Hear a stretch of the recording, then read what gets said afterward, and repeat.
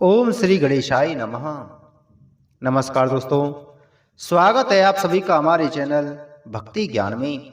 दोस्तों, आज मैं आपको अगहन मास मार्गशीर्ष मास की कृष्ण पक्ष की गणेश संकष्टी चतुर्थी व्रत की कथा सुना रहा हूँ।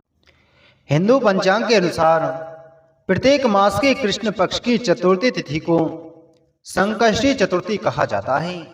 संकष्टी शब्द का अर्थ ही है संकट को नष्ट करने वाली। इस दिन गणपति की उपासना करने से जीवन के सभी प्रकार के संकट, विघ्न और कष्ट दूर होते हैं। जो भक्त इस दिन विधि पूर्वक व्रत रखते हैं और रात के समय चंद्रमा के दर्शन कर गणेश जी का पूजन करते हैं, उनकी सभी मनोकामनाएं पूरी होती हैं। भगवान गणेश को विघ्नहर्ता और सिद्धिदाता कहा गया है। संकष्टी चतुर्थी का व्रत रखने से मनुष्य के जीवन में किए गए पापों का नाश होता है और उसे पुण्य की प्राप्ति होती है। इस व्रत को करने से परिवार में सुख, समृद्धि और सौहार्द बना रहता है। गृह कलेश, धन की कमी या संतान संबंधी बाधाएं भी इस व्रत से दूर हो जाती हैं। पार्वती जी ने गणेश जी से पूछा कि अगहन कृष्ण चतुर्थी संकटा कहलाती है। उस दिन किस गणेश की पूजा किस रीति से करनी चाहिए? गणेश जी ने उत्तर दिया कि हे हिमालय नंदनी, अगहन में पूर्वोक्त रीति से गजानन नामक गणेश की पूजा करनी चाहिए। पूजन के बाद अर्घ देना चाहिए। दिन भर व्रत रहकर पूजन के बाद ब्राह्मण को भोजन कराकर जौ, तिल, चावल, चीनी और घृत का साकला बनाकर हवन करावे तो वह अपने शत्रु को वशीभूत कर सकता है। इस संबंध में हम तुम्हें एक प्राचीन इतिहास सुनाते हैं। प्राचीन काल में त्रेता युग में दशरथ नामक एक प्रतापी राजा हो चुके हैं। वे राजा आखेट प्रिय थे। एक बार अनजाने में ही उन्होंने एक श्रवण कुमार नामक व्यक्ति का आखेट शिकार करने में वध कर दिया। उस व्यक्ति के अंधे माँ बाप ने राजा को श्राप दिया कि जिस प्रकार हम लोग पुत्र शोक में मर रहे हैं, उसी भांति तुम्हारा भी पुत्र शोक में मरण होगा। इससे राजा को बहुत चिंता हुई। उन्होंने पुत्रेष्टि यज्ञ कराया। फल स्वरूप जगदीश्वर राम ने चतुर्भुज रूप में अवतार लिया। भगवती लक्ष्मी जानकी के रूप में अवतरित हुई। पिता की आज्ञा पाकर भगवान राम ने सीता और लक्ष्मण के साथ वन में खरदूषण आदि राक्षसों का वध किया। इससे क्रोधित होकर लोगों को रुलाने वाले रावण ने सीता जी का अपहरण कर लिया। सीता जी के वियोग में भगवान रामचंद्र जी ने पंचवटी का त्याग कर दिया और ऋष्यमुख पर्वत पर पहुंचकर सुग्रीव के साथ मैत्री की। तत्पश्चात सीता जी की खोज में हनुमान आदि बानर तत्पर हुए।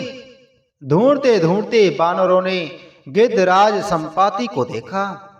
इन बानरों को देखकर संपाति ने पूछा कि तुम लोग कौन हो? इस वन में कैसे आए हो? तुम्हें किसने भेजा है? यहाँ पर तुम्हारा आना किस प्रकार हुआ है? संपाति की बात सुनकर बानरों ने उत्तर दिया कि भगवान विष्णु के अवतार दशरथ नंदन राम जी सीता और लक्ष्मण जी के साथ दंडक वन में आए हैं। वहां पर उनकी पत्नी सीता जी का अपहरण कर लिया गया है। हे मित्र, इस बात को हम लोग नहीं जानते हैं कि सीता कहाँ है। उनकी बात सुनकर संपाति ने कहा कि तुम सब रामचंद्र के सेवक होने के नाते हमारे मित्र हो। जानकी जी का जिसने हरण किया है और वह जिस स्थान पर है वह मुझे मालूम है। सीता जी के लिए मेरा छोटा भाई जटायु अपने प्राण गवा चुका है। श्री रामचंद्र जी के चरण कमल का स्मरण कर हमारे भाई ने अपना शरीर त्यागा है।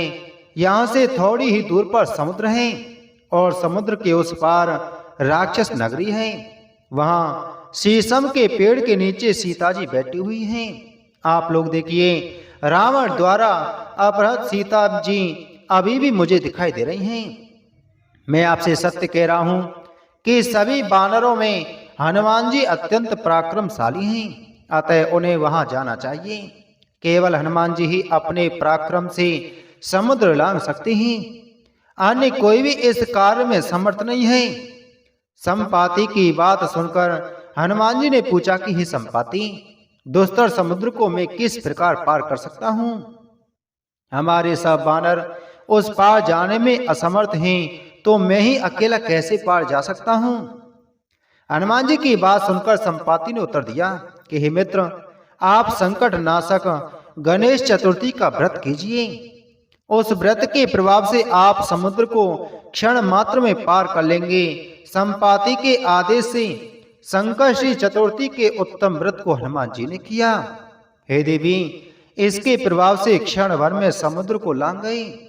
इस लोक में इसके समान सुखदायक दूसरा कोई व्रत नहीं है।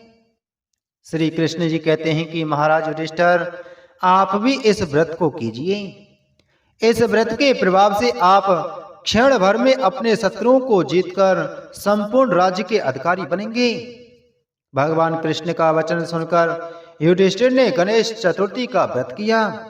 इस व्रत के प्रभाव से वे अपने शत्रुओं को जीतकर राज्य के अधिकारी बन गए। बोलो गणेश भगवान की जय।